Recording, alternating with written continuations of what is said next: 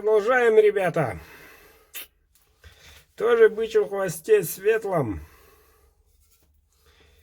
Вот такой ножик, но специально сделан более свободно. Кап березы, рога чубуко, клеймо мастера, кованый дол, не широкий, грудастый, сталь Эльмакс. Да-да, ребята, обух почти 4,5. Тот самый знаменитый на весь мир Эльмакс. Последняя партия. Буквально на последнем клинках сделано. Внимательно, если смотрим, тут течение реки или пламя. Ну, очень интересный рукоять. Эльмакс Удельхольм. Многие спрашивают, в чем отличие от РВЛ с Эльмакс.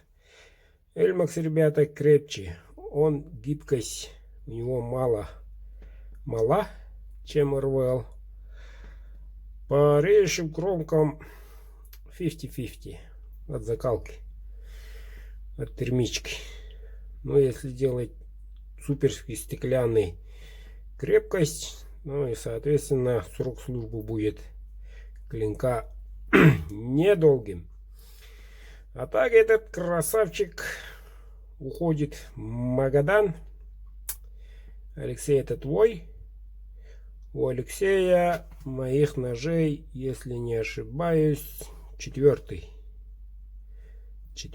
ножик от меня, от моей компании. Вот так вот, ребята.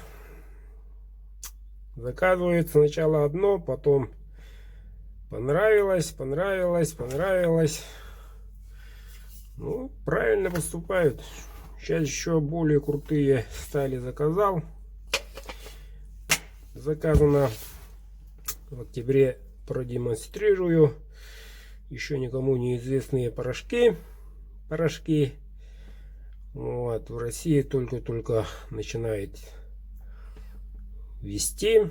Но у меня в кузне уже будет. Так вот так.